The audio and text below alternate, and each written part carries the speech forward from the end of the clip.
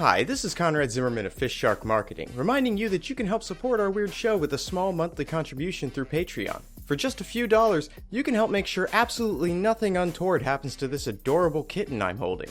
Just visit patreon.com/fistshark or click the big Patreon button at fistshark.com for more details. And thanks for listening.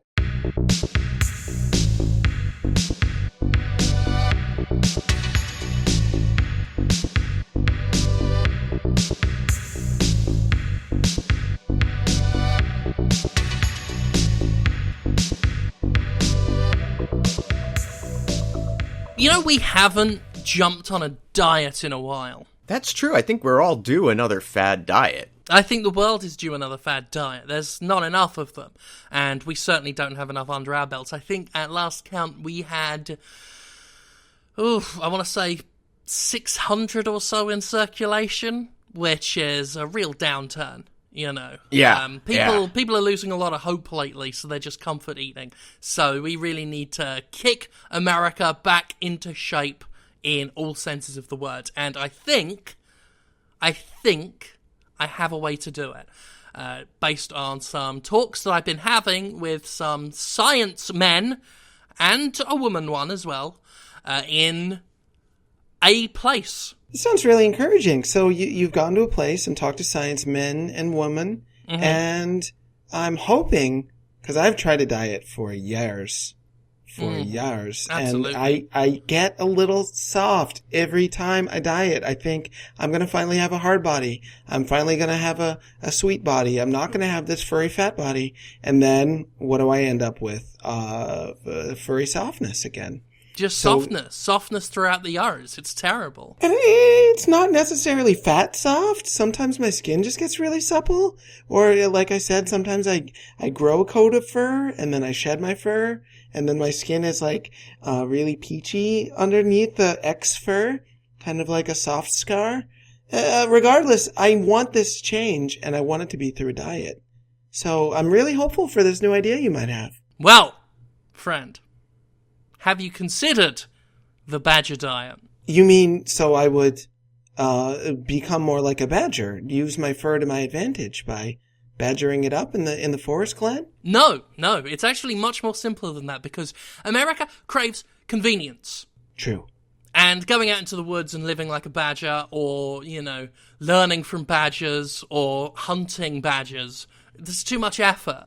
It's much easier to take a small badger, very specially genetically bred badger, and have it live inside your stomach. Sounds it sounds kind of easy. I've heard some people eating tapeworms in order to lose weight, or having worms go in their body to help them be less allergic to pollen.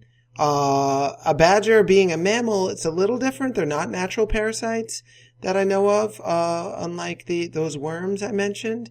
Are you sure this badger would want to live in a body, in a human body? Absolutely, Paulson. Actually, do you mind if I call you Paul? Sure, you can call me Paul. Okay, sure. It gets awkward because I knew a Paulson, and I took him for some conjurer of cheap tricks and thought he was trying to rob me when he was actually trying to help me. Very awkward. No, the way this works, and it actually is based on the tapeworm principle of having another organism inside your tum-tum that will eat a portion of the food you eat, thereby passing the nutritional value and associated cholesterol onto the parasite itself. These badgers, to answer your question, are bred specifically with the human stomach in mind. They're very comfortable in there, they like it there, they want to be there. Their whole deal is splashing around inside someone's tum-tum. They love it. They're very hungry, they're very angry. They will take it out on food as it comes down. Eat a sausage. You want a sausage? Eat a sausage. Badger will take care of that. Pissed off, starving badger, eat your sausage. Badger get fat, not you. So, the thing about the tapeworms is, as far as I know, I'm not an expert, but they're able to take down that nutrition and then excrete it on their own, so you don't end up gaining the fat, gaining the weight, gaining the girth, gaining the bloat. A badger just eating a sausage in my stomach is not gonna decrease my bloat. It's, if anything, I may look pregnant with Badger or just pregnant with child in general. We've anticipated your concern, Paul. Yes, a badger that spends all its time in someone's stomach eating their sausages is going to get porky. We can't exercise in there. We can't put a little treadmill in a person. I mean, Dr. Nine Scream can, but you can't sell anyone on those. There's no way for that badger to lose weight. That's why, with the help of a very specially designed suppository, the badger can be coaxed out of you once it's reached maximum capacity, thereby exiting through the, how do I put this delicately, the arsehole. So you stick a badger lure up your ass, and then the badger crawls through your intestinal tract. Yeah, I mean, once it hits the intestine, your body, like takes care of the rest. The real goal is to just coax the badger far down enough to where it's ensnared by the muscular contractions of one's greater intestine, and is then pulled through, as you would any other matter that's due to exit the body via that route. So a badger crawling around through my intestines with claws? I assume it has teeth if it's eating a sausage or two. I'm supposed to, is there any discomfort, or is that part of the plan to make people so uncomfortable that they don't want to eat? Or comfort is the name of the game, Paul. I can't tell you enough how well these badgers have been bred. They're aerodynamic, they're sleek, they're hydrochloric acid resistant. They are trained to, when encountered with a tight space, press their legs tucked up against their body, which by that point will be so fat that it will absorb the limbs. It's basically like passing... do you remember Popples from the 80s and 90s? Oh, sure. The little stuffed animals. One of them. Right. Little round, soft, furry thing. Not that little. They were a good 2 feet tall, I think. Well, yeah. I mean, the badgers are quite big once they've eaten enough sausage meat. But it's a small price to pay for health. I mean, you're essentially giving birth to a fat badger out your ass. That then becomes your pet, or Oh, no. You send them off. You send them back to the farm and then get a smaller one. You've lost weight. You don't need as big a badger. So you get ever small, like small babushka badgers, which only makes it easier to swallow and expel as you lose weight. So it's a real incentive to keep them pounds off. So you because I've lost weight, I don't need as big a badger because I still like to eat the same amount, don't I? I love to eat. I think I understand the scientific principle here. It's your metabolism would slow down because you're not eating as much food, really. Yeah, probably. The badger's getting most of it. You're basically getting whatever crumbs this angry, starved badger isn't taking from you. You're lucky to get some nutrition. So, then your metabolism will start to learn how to function on less, which will cause you to feel less hunger for food, thereby requiring a smaller badger. No, I see. Because if you put a big badger back into a person whose metabolism has adjusted to, a small desire for food, I mean, that badger could get really angry, right? Like, that badger would truly be starving in that situation, I would think. Yeah, we've had some what we call Ridley Scott moments among the focus group. But, get a smaller badger when you need one.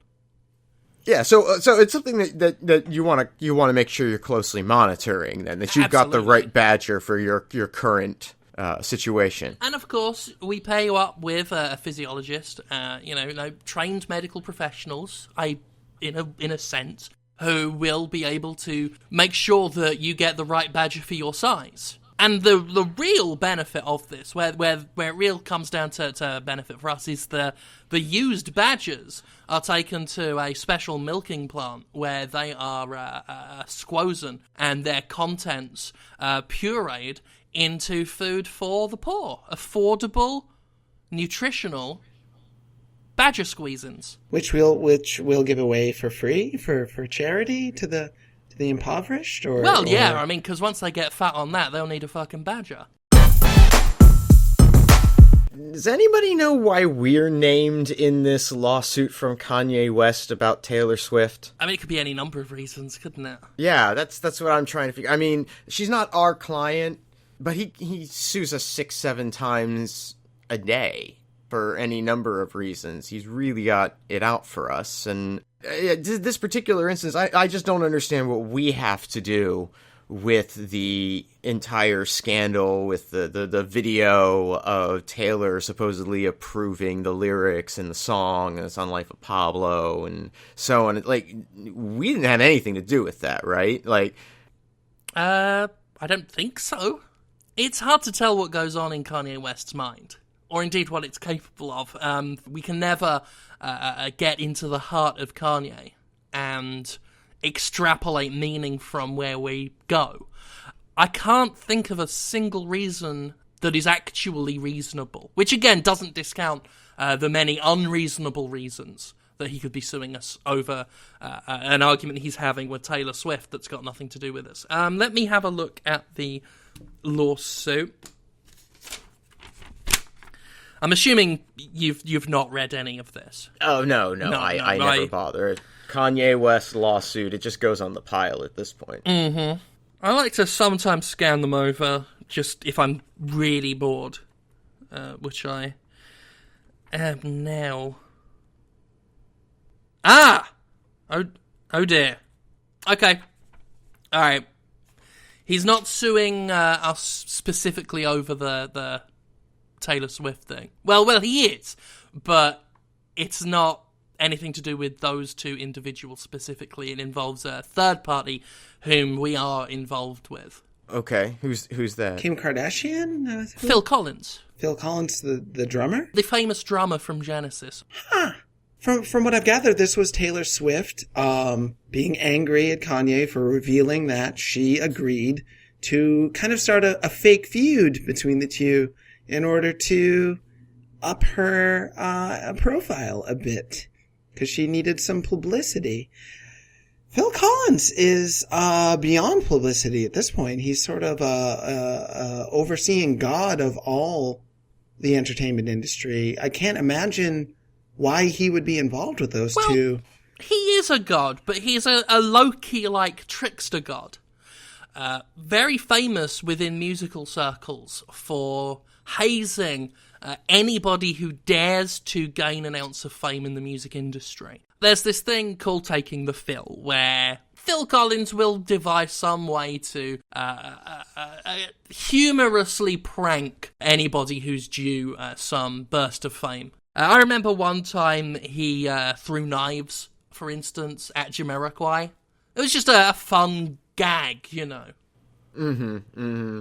And Jamiroquai demonstrated, you know, just that nimbleness to his step that everybody associates with him, and it was just such a talented avoidance, really. I mean, if you didn't know better, and you were just looking at it like if someone had pulled out a camera phone and recorded it and shared it on the internet, it would have been like, oh, look at this awesome staged thing. But, when you know Phil, it really just a hilarious prank that happened to be very entertaining. Yes. For everybody. And of course, once you digitally edited the knives out, the virtual insanity video became iconic. Exactly. But some people are a little less amused by the fun pranks that Phil Collins does. I mean, everyone's got to go through it. It's a rite of passage, but some people, they don't want Phil Collins to, say, break into their house and set fire to all of their cherished family photo albums. They don't want to do that. And Phil himself gets in trouble sometimes. I'll say to him, Phil, look, can you at least try and remember that not everyone's cool with this, and maybe scale back the extent of what you do depending on the sensitivity of the artist in question? And he'll say, I'll remember, but he never goes through with it. He always just maintains this constant pitch of 11. I mean, the man is driven. He's passionate. That's always been reflected in his music with the amount of attention and care and originality that always permeated it. So too it is with his pranks. Yeah, he loves hurting people. He does. Whether it's orally or physically, it's a big motivator for him. Like, I remember that time that he put Claymore Mines in Moby's green room at Saturday Night Live. Yes, that was classic.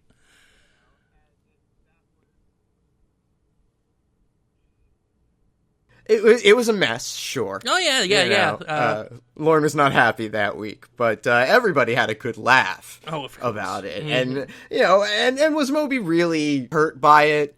I don't think so. I mean, the man spends all his time behind a computer anyway. It's not like he was dancing. No, he's not Jamiroquai. Exactly. More's to pity. I do think sometimes Phil gets it right. He applies in a way that it's not ultimately harmful to the career of the person. I don't think he's malicious. I think he just wants everybody to have a good time and to be like, hey, you know what? You've made it, kid. Welcome to the club. And we can finally say that Taylor Swift has taken the Phil. Really? So how is Phil? Is Phil teaming up with Kim and Kanye on this one? Not quite. They did arrange something a while ago. It had nothing to do with Taylor Swift, but the end result, to cut a long story short, is that the Kanye West that we've been seeing for the past year and a half, 2 years, has actually been Phil Collins in a mask. No, hang on. A mask? Like a plastic mask? A very, very good mask. It would have to be an excellent mask. Although, head shape's not that far off. They both maintain the same hairstyle, so that's easy. I can totally see with the right latex mask on a mold based on Kanye's face, you'd never be able to tell it wasn't him. Yes. I mean, it's so good. It's so good. I certainly never noticed myself. I have a hard time understanding what Kanye is trying to say on the best of days. A leap to how little I can understand Phil Collins when he speaks is not. There's not a lot of gulf there. Yes. It's a hopscotch step. So this hasn't just been public appearances. This is a whole life prank. Oh yeah. They've done a whole like Prince and the Pauper situation. In fact, it's a well-known ritual.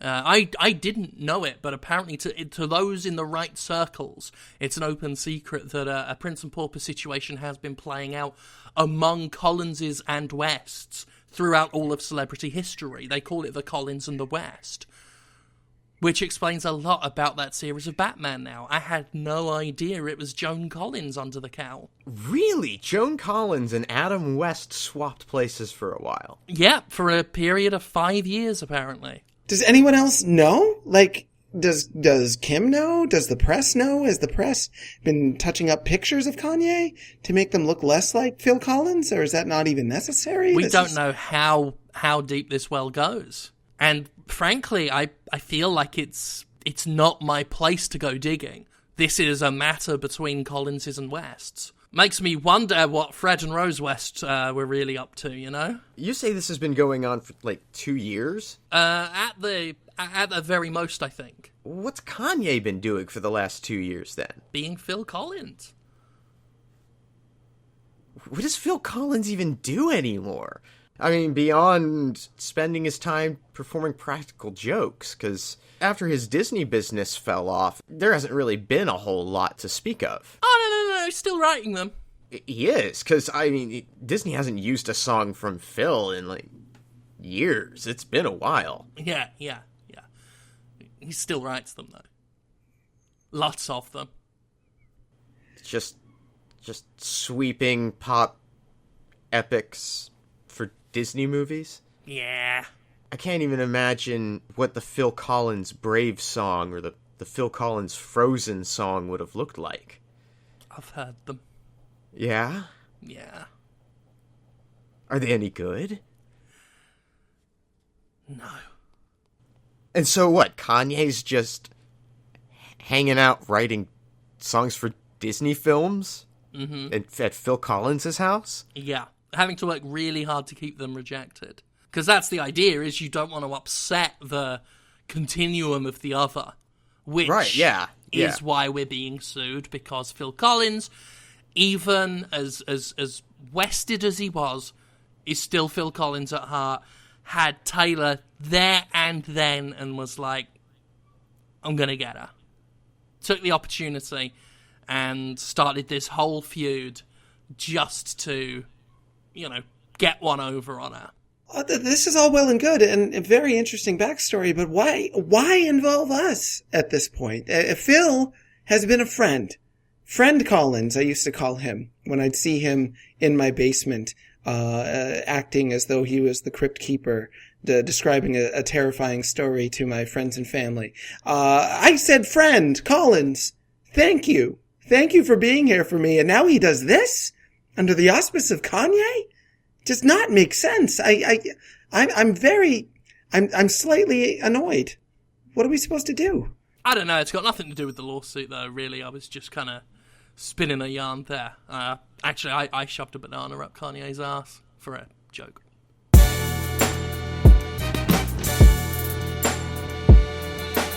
Now, try not to get too excited, because he's not staying with us long. But I've got Matt Damon in the next room. Whoa! Wow, the Matt Damon? Jason Bourne? The Matt Damon, Jason Bourne of Star and Screen. That's really exciting. Is it? I'd heard rumor that he was working on a new Good Will Hunting 2 or 3. And I was hoping we would be able to get in on that because so much still left to be told. Well, yeah. I mean, he's actually working. It's a gritty reboot called Bad Will Hunting. Where he goes on a murderous rampage with an Uzi. Sounds new. Sounds original. Sounds good. So when do we meet him? When do we get started? Right. Well, it's actually nothing to do with any of his movie careers. It's actually to do with Balthazar and the Satanists downstairs. Huh. So Matt Damon's a Satanist now. That could be good. No. Well. No, not quite. Basically, it was crossed wires. Little bit of a miscommunication error. Balthazar has been needing some... what's the word? Demons for a ritual that he's doing because he's a Satanist and that's what they do. And decided to outsource this time rather than use his own supplies for a whole summoning, which apparently is just a whole deal. Takes a weekend, and he had fishing with his stepson that weekend. Decided to do mail order. Mail orders himself a demon. Is on the wrong website. Mail orders himself Matt Damon. I mean, it's one letter off, and the keys are so close to each other. So yeah, I can totally see how that. Easy mistake. Can you return him? Well, you could. You'd have to pay shipping if you're not gonna use him, and Damon will want paying. But Matt himself, consummate professional, Jason Bourne of Star and Screen, wants to see the job through. So Balthazar and Matt came to me and wanted to know if, for a nominal fee, we could, devil him up a bit. So he's committed to seeing this through. He's gonna be the demon they want. Yes. He wants to go from Matt Damon to Matt Demon and help some Satanists do their dark bidding. So Matt Damon in the mail? What website? I've gotten the Mailer Damon alert on my email in the past, so I know that that's web oriented. But how do you order a demon or Damon on the internet? How do you even do that? I don't know. Craigslist? Fucking Craigslist. Fucking Craigslist.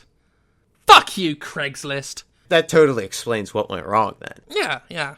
Alright, but if they want to make this work, I guess all we have to do is try to figure out a way to make this sort of clean-cut, humble, a little politically oriented, creative individual into something that resides in the lower bowels of the burning inferno to whence all great sinners shall one day depart. So, paint him red? Yeah, we could paint him red. Is that... It's a jumping off point. Yeah, okay, all right. It's a jumping off point. We haven't got any red paint. I do have strawberry preserves. Doris's aunt sends them over every year. No one eats them. We have years' worths of strawberry preserves. So we'll smear him in strawberry preserves, and then and that ought to look good too, because that can have sort of a glistening effect of like gore slicked body. Mm-hmm. Plus it's summer, so he'll have a whole Lord of Flies thing going on. Squirmy things that squirmeth will flock unto him. It still just sounds like a man covered in jelly, which is not. Yeah, it's fun. He'll have a tail. Oh, well, where will the tail come from? I don't know. We'll put a wire up his bum. Help me out here. I'm trying. We can give him, like a loincloth belt thing that still allows him to exhibit his genitals, because I know that's always really important to the Satanists and their demons, that they're not shy about. They're not big on covering up. Oh yeah. We've already got the that bit sorted. I took personal care of Matt Damon's genitalia myself. Oh, good. I'm glad that much is covered. But then we can just wire something to the belt. He doesn't actually have to have a tail. No, I mean I could wrap a power cord around his waist. There we go. That's easier. Yeah. Yeah. Still just sort of a jelly man in a loincloth. Not quite a jelly man. Like I told you, I've put Jimmy's on his dick. Jimmy's the ice cream sprinkles? It's horrifying. Kind of. If you got diabetes, I guess. Well, yeah, the whole thing is dangerous to the diabetic, but it's still just sort of Yeah. Jimmy's He is very dick. much he's a demon to diabetics everywhere at this point. What about hooves? Should we try and maybe work out some way to get him a cloven hoof thing? I mean, that's essentially what wearing shoes is, isn't it? I suppose, yeah. We could just put some black shoes on him. Maybe, get some correction fluid or something and paint the word hoof on each one to really hammer the point home. We could just get him some Uggs. I'm down for some Uggs. Get him some black Uggs. We'll pop some black Uggs on him. Yeah, that'll work. Okay, so we've got our Ugg-wearing, jelly-covered, Jimmy-dicked, power-corded Matt Damon. What are we doing for horns? I got ice cream cones, but I was planning on eating them later. Can we use something else? Yeah, if you're going to eat them, I don't want to use them. The only other thing I have is this empty cereal box, which we can put on his head as, I guess, some sort of demonic mitre. It could be a crown of sorts. Yeah. What kind of cereal is it? Cornflakes. So he could be wearing a crown of corns. Flakes. It's tenuous. I understand it's tenuous, but I'm improvising.